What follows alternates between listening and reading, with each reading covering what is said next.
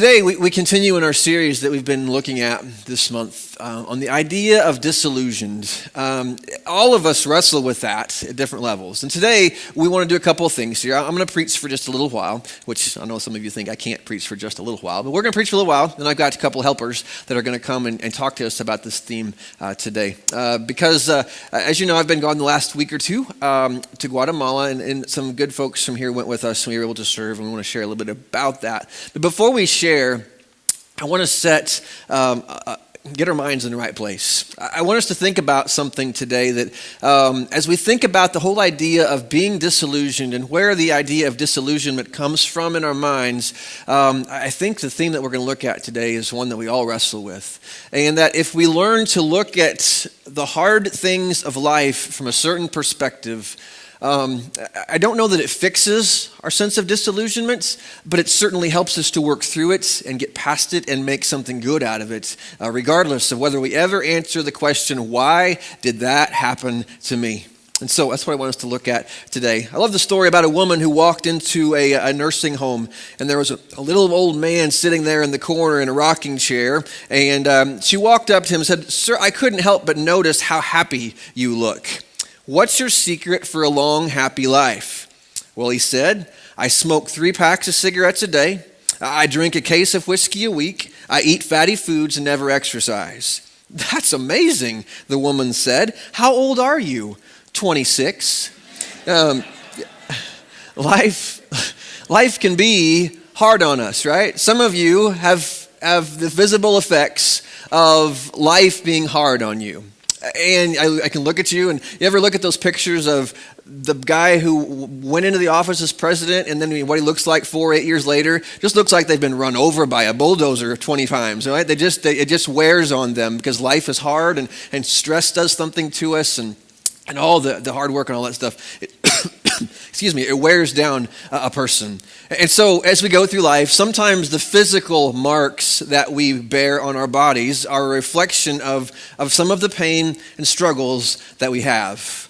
But I dare say that if we could invert ourselves inside out and we walked around showing the scars on the inside, we very quickly think, "Man, you look old. Life's been hard. What happened there? What happened here?" And we'd all be able to tell stories of scars, disappointments, pain that came into our life, and we ended up feeling disillusioned and thinking, "Man, that was a hard time of my life." And you can probably reflect on some of those big and little in your life.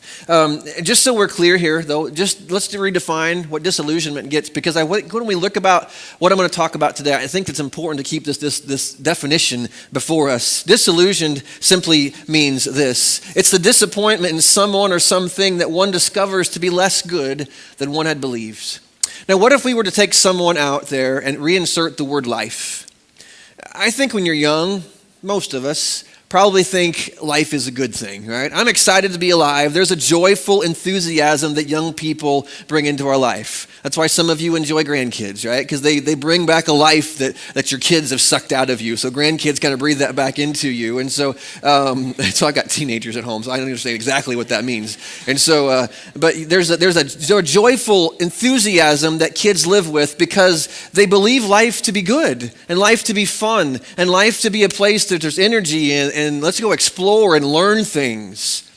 But yet, as you get older, you know that life oftentimes can be pretty rough. And you go through things, and people do things to you, and you fail, and you do all these different things, these experiences that happen, and excuse me, and you get lung things, and you're going to die, apparently. But and what you discover over time as you get older is that life is less good than maybe you believed it was going to be when you were young.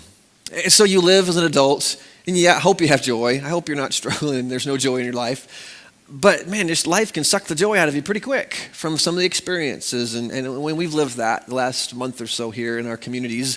And so that sense of disillusionment of why in the world did that happen? Where did that come from? What's the purpose of that? And so when those bad things happen, when we find life to be less good than we hoped it was going to be, I think there's a natural response of trying to figure out why. Trying to figure out, okay, there's this dark thing in my life, and so why is it there? What do I do with this? And I'm going to go ahead and scratch one thing. I'm not going to answer that question today. I don't know why. None of us know why. There's a lot of things that this side of heaven, we will never know the why.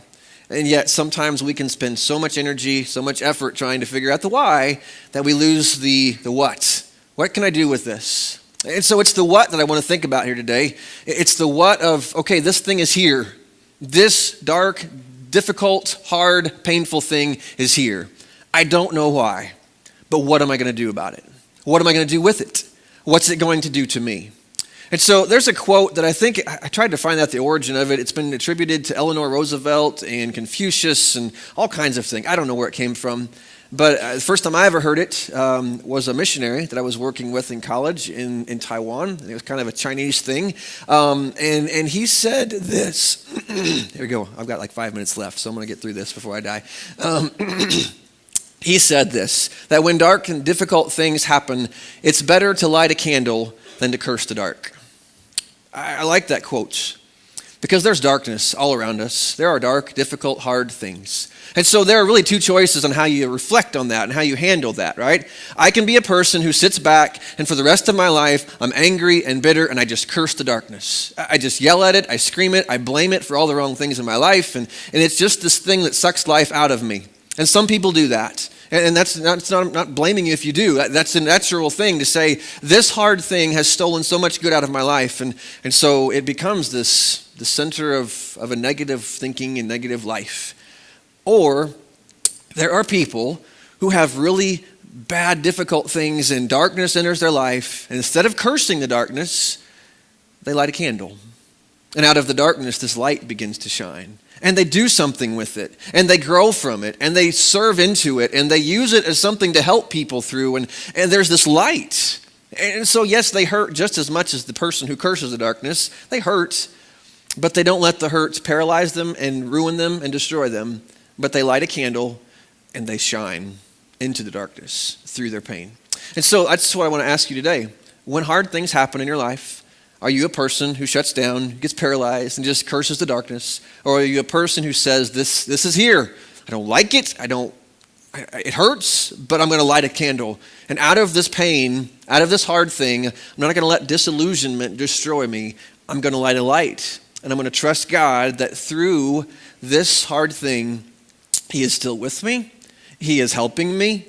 He has not abandoned me. And there's something He can do with this in my life, with this through my life, in the good of other people.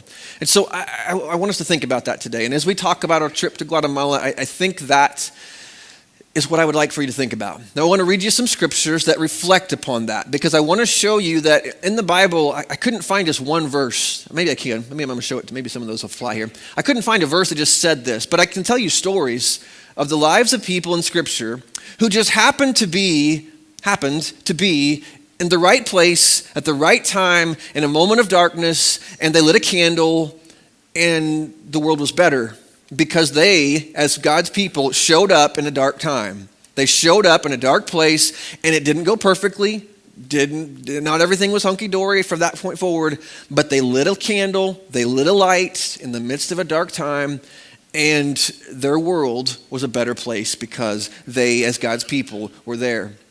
And I really think that when you think about what does God want to do, why did Jesus say, I want you to go everywhere around this world and make disciples? In every nation, every tongue, every tribe, I want you to go everywhere and I want you to make disciples.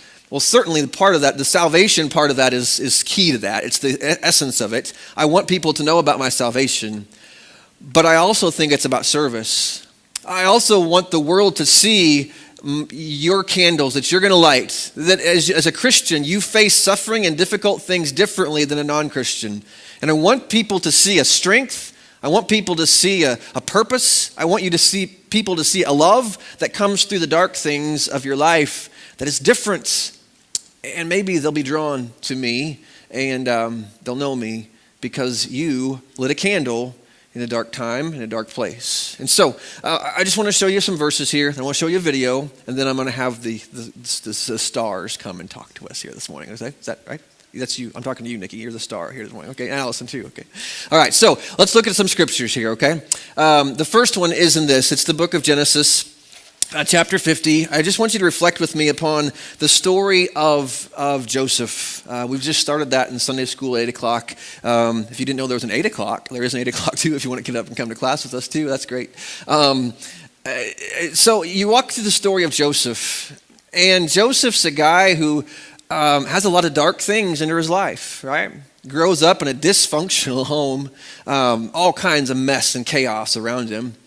To the point that his brothers hate him so much, they sell him off to slave traders who happen to be passing by. They pocket the chains, lie to dad that he was killed by a wild animal, and they forget him. And they move on with their life. So Joseph's now a slave. He's sold off in Egypt, ends up in Potiphar's house. Things go better for a decade. He gets to enjoy being a good servant and all the privileges that come. Then Potiphar's wife lies about his intentions to rape her, and he gets thrown in jail. And for 2 years, he's forgotten in jail. And then finally, he's put in a position of the second most powerful man in Egypt. And why? Why was he put there?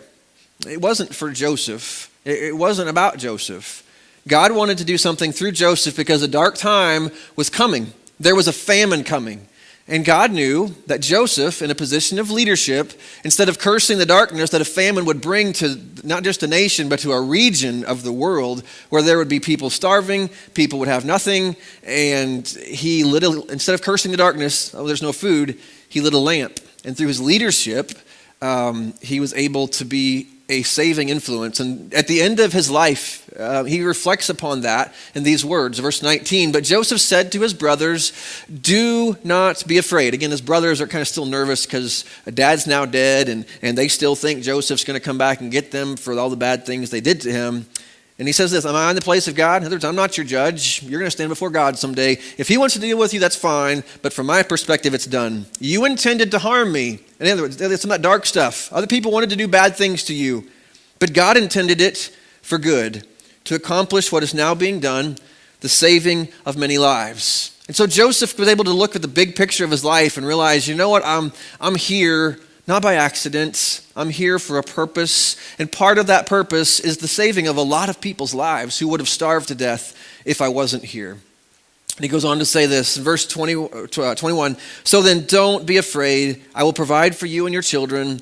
And he reassured them and spoke kindly to them. And so those near to him and those far away from him were blessed because instead of just cursing the famine, he lit a candle. He made a plan. He worked to help people through that. Joseph's an example of a man who lights a candle and doesn't curse the darkness. Fast forward several hundred years, Esther. You get the story of Esther, and Esther is this woman who lives in a time when women of her day, first of all, had little or no rights and abilities to do much for themselves. She lived in a time when her people, Israel, were captive in a foreign land, and it's just a dark time. And she gets caught up in a political thing where she gets entered into this queen pageant. She happens to be apparently beautiful, and so she wins the pageant, and she becomes the queen of Persia.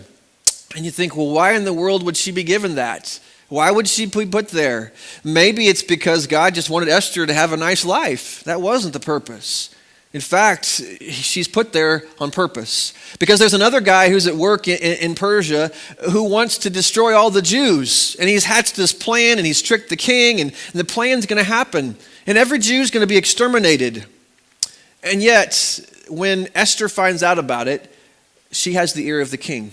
She's in a position where instead of just cursing the genocide that's about to happen, she can light a candle and she can make a difference. And this is what her uncle says to her when they reflect upon her life and her position. When Esther's words were reported to Mordecai, he sent back this answer: do not think that because you are in the king's house that you alone of all the Jews will escape. For if you remain silent at this time, relief and deliverance from the Jews will arise from another place. In other words, God's going to do this, but you, Esther, are in a position where you can light a candle. You can make a difference.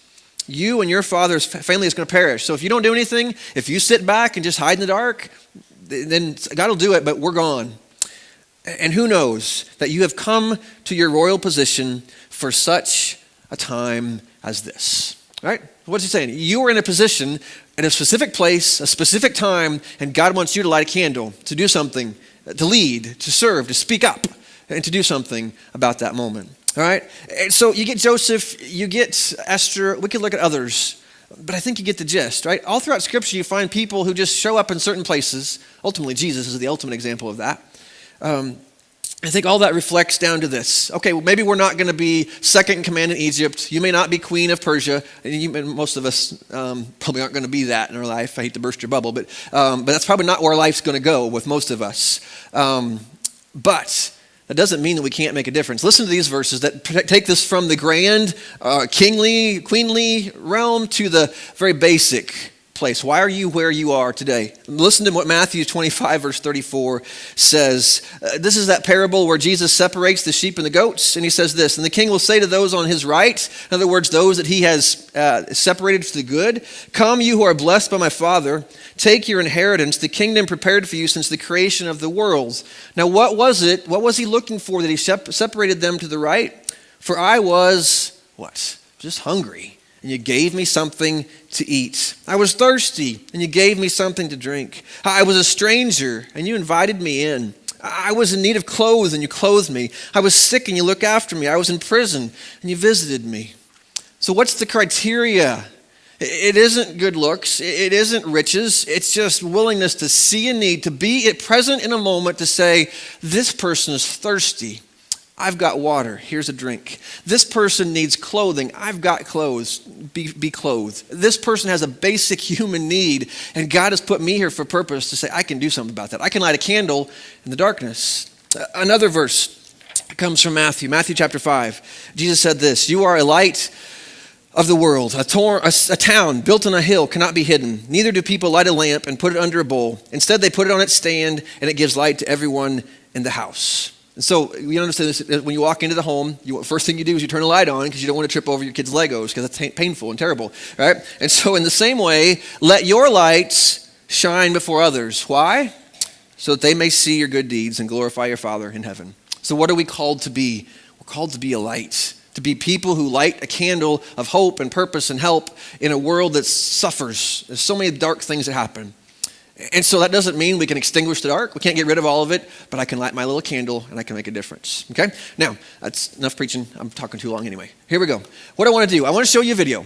A week ago, 5 of us from here, plus a wonderful lady named Lori from Jeff City and her sister Amy from St. Louis traveled to Guatemala for a week. I want to show you a little video that just kind of shows you some pictures of this. It introduces not only what we did, but who Life of Hope is that we went with. It's a missions that we support here as a church, and just going to give you some context to that as well. Okay. We went, they're nurses. I'm not. Didn't know if you knew that or not. They're nurses, and so I went to assist them. They went and served as on a medical team that you'll see as a part of this, okay? So as you see that's the context of what you're going to see, and then after this is done, will you guys come up here, okay, so I don't have to tell you? Okay, you got it? Okay, very good. Play it. Okay, very good.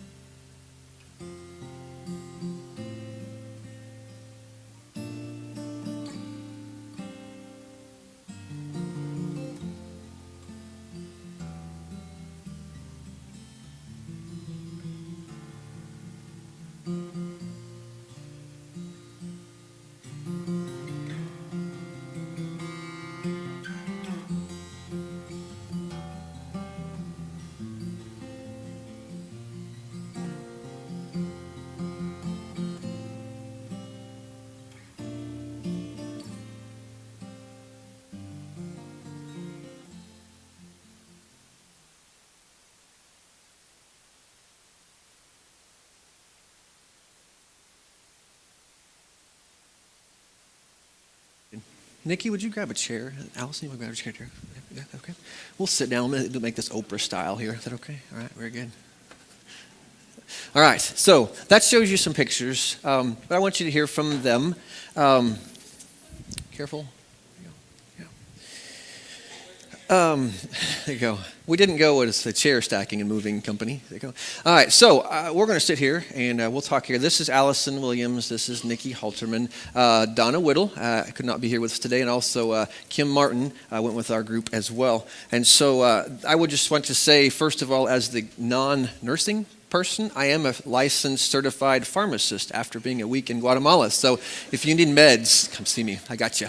All right, so I can officially put on my resume that I've pushed drugs in Central America. So okay, see if you can top that, okay? And so what I want to do here is just give them a chance to share a little bit of what they experienced and reflect a little bit upon that so that you can be encouraged by that too. And so let's just start this. I know you're nervous and they're a scary looking bunch. And so let's just start. What was your favorite thing about Guatemala that just break the ice there? What was your favorite thing?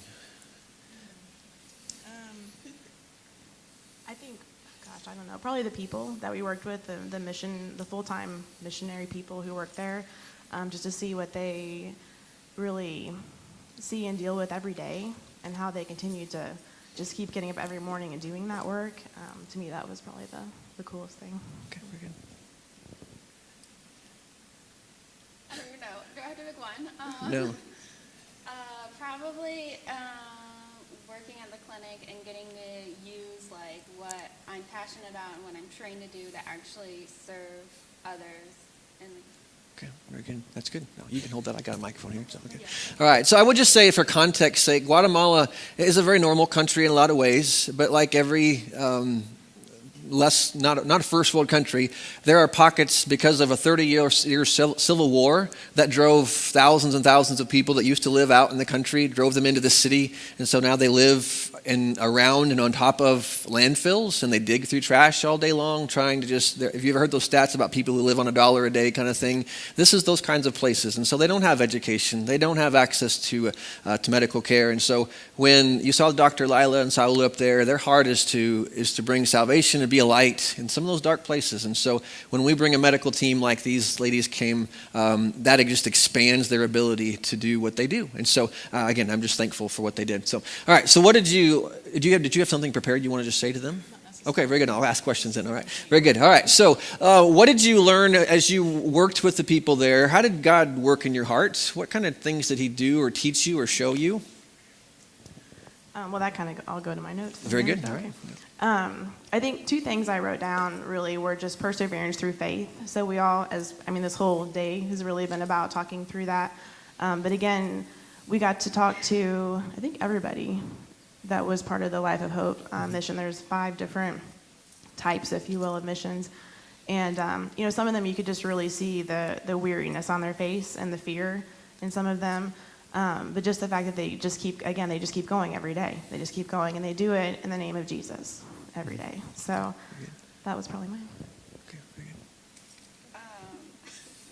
I'm so bad talking in front of people.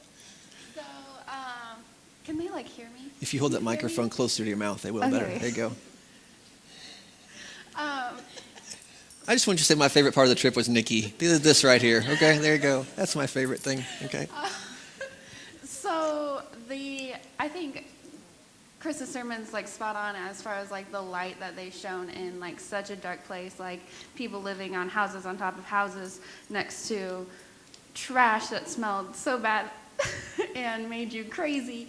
And then the ministers literally, one of them in Santa Fe took a bus and then had to find a specific taxi driver that would take him to the ministry place so that he would be safe on his way to work.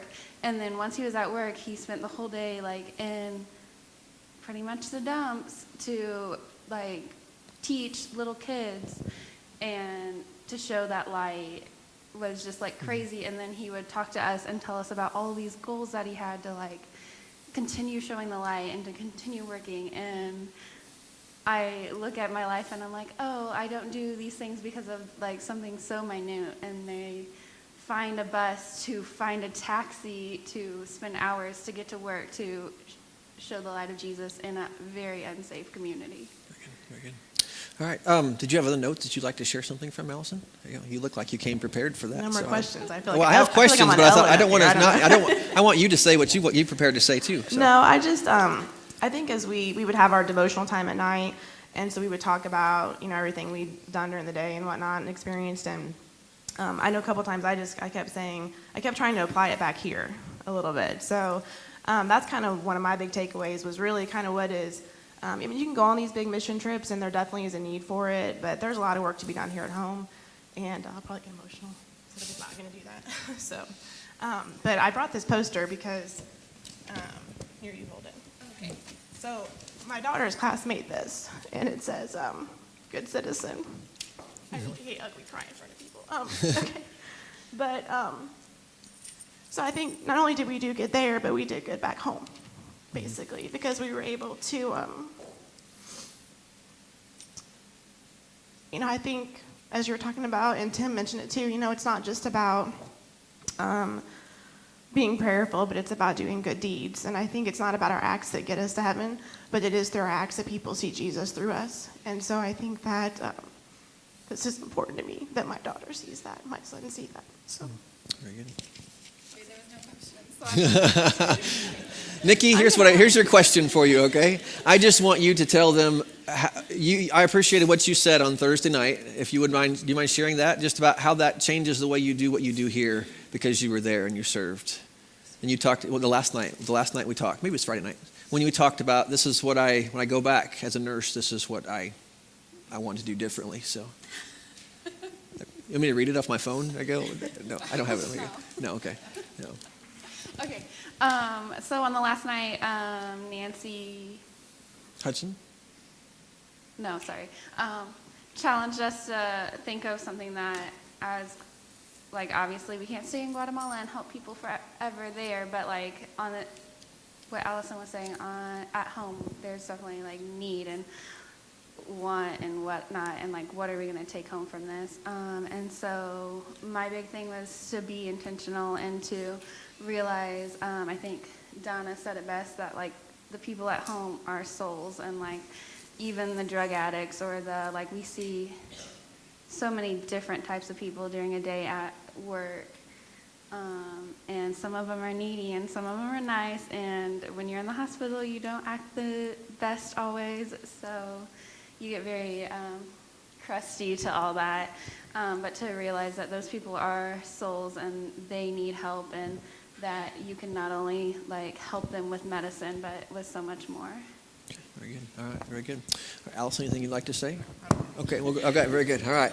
Well, we'd like to say thank you because some of you help support our trip in various ways. And so, again, this is my fourth time going to Guatemala. This is my favorite time because of them. Not because of anything I did, but just because of them. Just watching them blossom, watching them just serve with joy, and I just am proud of them. And so if you see Dawn in the next few weeks, or Kim, she may be her second service, but if you see them, just give them a pat on the back and tell them thanks for serving well and representing you well here.